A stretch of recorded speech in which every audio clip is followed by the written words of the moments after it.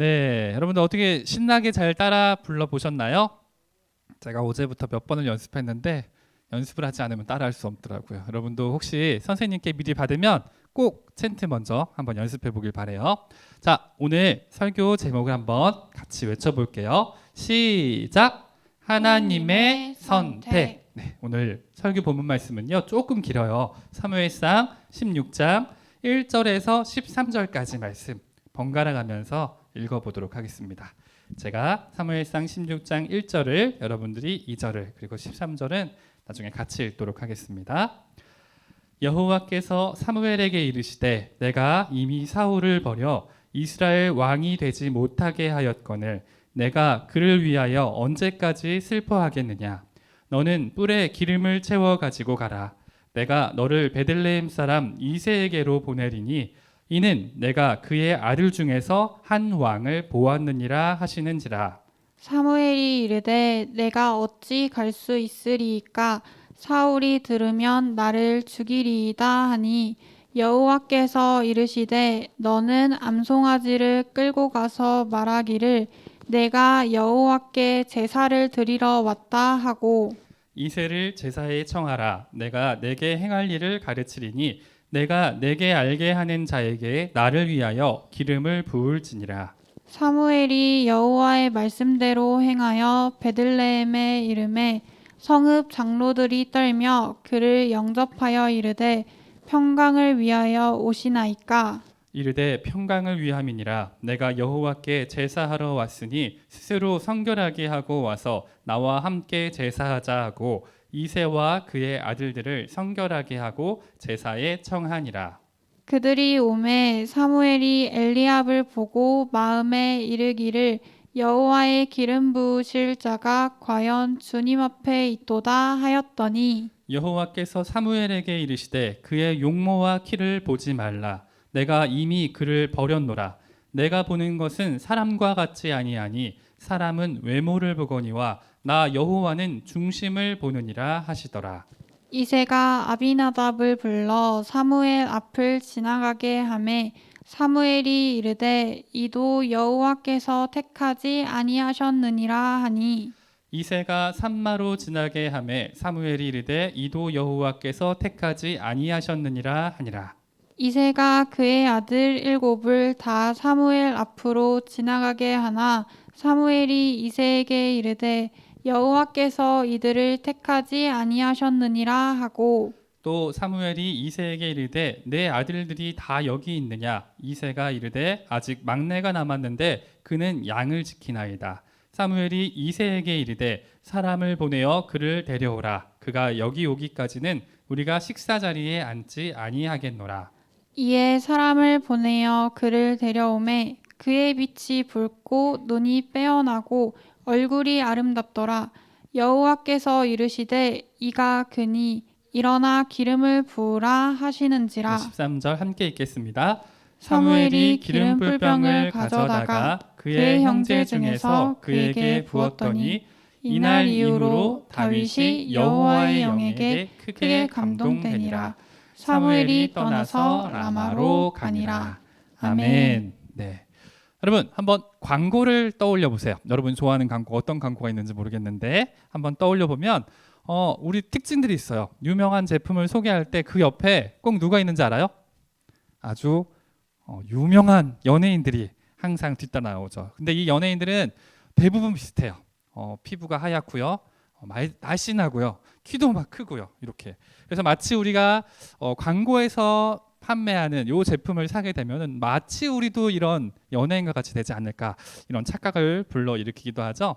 많은 사람들이 이 광고를 보고 자신을 예쁘게 꾸미기도 하지만 실제로 운동도 열심히 하고요, 막 화장도 하고 뭐 점도 빼고 여러 가지 모습을 통해서 자기 모습을 예쁘게 꾸미려고 노력하는 시대에 우린 지금 살아가고 있어요. 근데 꼭 그게 사실 나쁘다고는 할 수는 없어요. 다만 오늘 성경을 통해서 하나님께서도 과연 그러면 우리의 외모에 집중하실까? 하나님은 어디에 집중하실까? 오늘 말씀을 통해서 살펴보려고 하는 거예요.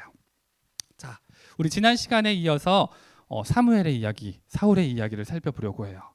사무엘은 지금 슬픔 가운데서 하나님 앞에서 아파하며 지내고 있었어요. 하나님께서 사울을 버렸다고 말씀하시는 이야기를 통해 사무엘은 자신이 계속해서 슬퍼하는 것이 하나님 앞에서 옳지 못하다는 사실을 알게 됐죠. 소리가 들리죠? 누가 우는 소리일까요? 사무엘이 막 울고 있었어요. 내가 언제까지 사울왕 앞에서 사울 때문에 슬퍼할 것이냐? 내가 사울을 왕으로 세운 것을 후회한다. 내가 이미 사울을 버렸다 말씀하시고 하나님께서는 사무엘에게 이제 새로운 왕을 보았으니까 그에게 가서 기름을 부으라고 이야기하셨죠. 사무엘은 슬픔 가운데 있던 마음을 털어버리고 이제 하나님의 말씀을 따라서 암송아지를 제물로 준비하고 이세의 가족들을 제사에 초대하는 그런 일을 벌이게 됐어요. 사무엘의 초대를 통해서 이제 아들들과 함께 이세와 그 아들들이 사무엘 앞에 나타나게 됐어요. 먼저 제일 왼쪽에 보이는 저 사람은 첫 번째 큰아들이었어요. 이름이 뭔지 알아요? 오늘 본문에 엘리압이라고 기록되어 있어요. 그러자 엘리압을 보니까 사무엘의 마음도 막 가슴이 뛰었어요. 오, 과연 큰아들답게 풍채도 좋고 역시 하나님께서 왕으로 택하실 만하구나 라고 생각을 했어요. 그때 하나님께서는 사무엘의 마음에 오늘 암송 말씀에 있는 그 말씀을 주셨죠? 뭐라고 하셨죠? 맞아요. 그의 외모와 즉 용모와 키를 보지 말라. 내가 이미 그를 버렸노라. 너무 끔찍한 말씀이죠. 첫째 아들, 아직 아무것도 해보지 못한 첫째 아들인데 하나님께서는 사람을 보실 때 그 사람의 겉모습을 보는 게 아니라 그 내면에 있는 중심을 보시기 때문에 이 큰아들의 마음속에 있는 것이 옳지 못하다는 것을 하나님께서는 알고 계셨다는 거예요. 하나님의 말씀을 들은 사무엘은 처음에는 아쉬운 마음이 있었을 거예요. 그런데 그렇다면 하나님이 택하신 분은 누구실까? 이런 궁금함도 그 속에서 점점 커져갔을 거예요. 다음으로 옆에 있는 아들은 두 번째 아들이에요. 아비나답. 역시 이 사람도 왕으로 세울 만한 풍채를 가지고 있는 것 같아. 형처럼 용감해 보여. 하나님 혹시 하나님이 선택하셨을까요? 아니죠. 오늘 본 말씀 보니까 이 아들도 택하지 않았다고 했어요. 세 번째 아들까지 하나님은 산마까지도 택하지 않았다고 했고요. 줄줄이 첫째 아들부터 일곱째 아들까지 한 명 한 명 사무엘 앞을 지나갔지만 그 어떤 아들도 하나님이 선택하지 않았다고 했어요. 이때 사무엘은 어땠을까요? 제가 여기다 그림을 그리려다 말하는데 머리에 막 이렇게 땀방울이 생겼어야겠죠. 대체 어떻게 된 거지? 이세 아들 중에 한 왕을 벗다고 했는데 아마 이세도 당황했을 거예요. 그렇죠? 사무엘이 이세에게 물었어요. 당신의 아들이 전부 다 지금 여기 있는 것이 맞소? 물었겠죠. 그러자 이세가 대답했어요. 아니 뭐 아직 막내 아들이 하나 있는데 그 아들은 밖에서 지금 양을 치고 있습니다. 이렇게 얘기했어요. 이세는 제사 드리는 이 자리까지 막내 아들이 올 필요는 없다고 생각했던 것 같아요. 그래서 아버지가 결국 아들을 데리러 오기 전까지는 우리가 식사 자리에 앉겠다는 사무의 말을 듣고 다윗을 데리러 사람을 보냈어요. 그리고 다윗이 드디어 도착했더니 사무엘이 다윗을 봤던 내용이 오늘 본문 가운데 기록되어 있어요. 그의 얼굴빛이 붉고 눈이 빼어나고 얼굴이 아름다웠다고 기록해요. 여기서 얼굴이 아름답다는 것은 단순히 겉에 보이는 모습으로서의 얼굴이 아니라 내면에서부터 풍겨나오는 아름다움이 다윗 가운데 있었다는 얘기죠.